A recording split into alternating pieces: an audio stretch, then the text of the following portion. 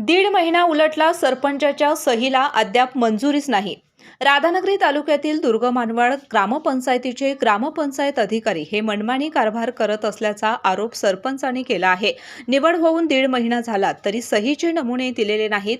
मला ग्रामस्थांनी मताधिक्याने निवडून देऊन लोकनियुक्त सरपंच केला आहे, पण ग्रामपंचायत अधिकाऱ्यांनी मनमानी करून अधिकार न दिल्याने पिण्याच्या पाण्यासह विकास कामे ठप्प झाली आहेत. याची चौकशी करण्याची मागणी लोकनियुक्त सरपंच मंदिरा कांबळे यांनी केली आहे.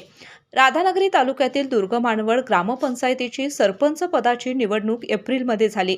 ग्रामपंचायत अधिकारी संभाजी परीट हे मनमानी कारभार करत आहेत.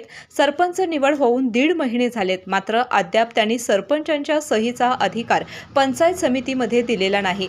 यामुळे गावात विकास कामे राबवणे अवघड झालं आहे. ग्रामपंचायतीला येणाऱ्या शासकीय योजना, दलित वस्ती सुधारणा योजना, याचबरोबर दिव्यांगासाठी येणाऱ्या योजना याची माहिती विचारली असता ग्रामपंचायत अधिकारी कोणतीच माहिती देत नसल्याचा आरोप दुर्गमानवड ग्रामपंचायतीच्या लोकनियुक्त सरपंच मंदिरा रवींद्र कांबळे यांनी पत्रकार परिषद घेत केला आहे.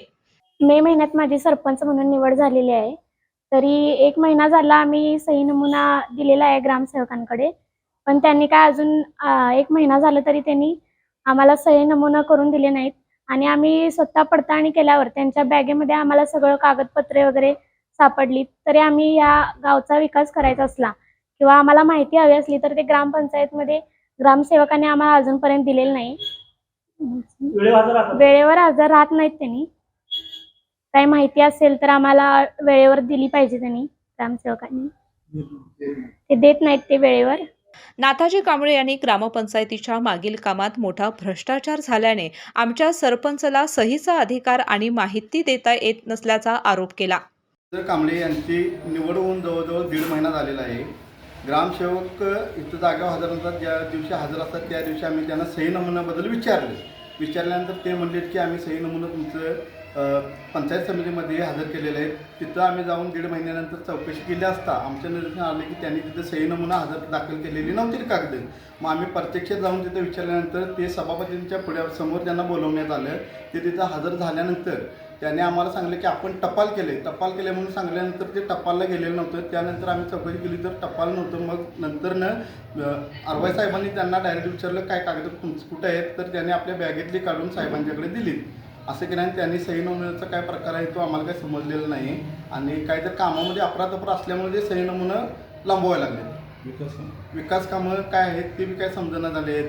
सरपंच झाले आहेत मॅडम, त्यांना ते दप्तरच त्याने दावलेलं नाही. काय कामं चालू आहेत, काही मागील आढावा विचारला तो बी दावलेला नाही. दलित वस्तीसाठी काय कामं मंजूर आहेत, काय झाल्यात, काय झालेले आहेत, त्याचे हे काय निधी, किती निधी आला हे काय सांगतच नाही. तू विचारलं तर होईल हा सांगतो, मलाच माहीत नाही. मी परवा आराखडा त्यांच्याकडे मागितला. म्हटलं ग्रामपंचायतमध्ये मागील कामांचा जरा आराखडा द्यावा, मागील हिशोब द्यावा. तर त्यांनी आम्हाला हिशोब बी दाखवलेला नाही, काही नाही. कामकाज कसं करायचं मॅडम म्हणतात, कामकाज कसं करायचं म्हणजे कामकाज कसं करायचं. आता हे BDO साहेबांनी याची पूर्णपणे चौकशी लावावी. मला तर वाटतं ग्रामपंचायतमध्ये मोठा घोटाळा केलेला असणार त्यांनी, त्याशिवाय तो असं हे करत नाही, टोलवाटोलवीची उत्तरं देतोय. आरोपांबाबत ग्रामपंचायत अधिकारी संभाजी परीट यांनी सरपंचांच्या सहीचा नमुना ॲक्टिव्ह झालेला नाही, तो सोमवारपर्यंत ॲक्टिव्ह करून घेत असल्याचं सांगितलं. त्यांना सर्व माहिती देत असल्याचं सांगितलं. पत्रकार परिषदेला युवराज कांबळे, नाथाजी कांबळे, दिलीप कांबळे, रवींद्र कांबळे, शंकर कांबळे, बबन कांबळे, निखिल कांबळे, सुरेखा कांबळे आदी जण उपस्थित होते. KK न्यूजसाठी राधानगरीहून मिलिंद कांबळे. काय भरती नाही झाली तर फी परत? होय, अगदी बरोबर ऐकलत. आणि आम्ही फक्त आश्वासन नाही तर हमी देतो. राजर्षी शाहू करिअर प्रबोधिनी, विश्वास, गुणवत्ता आणि निकालांची परंपरा. आजच आपल्या पाल्याचा प्रवेश निश्चित करा.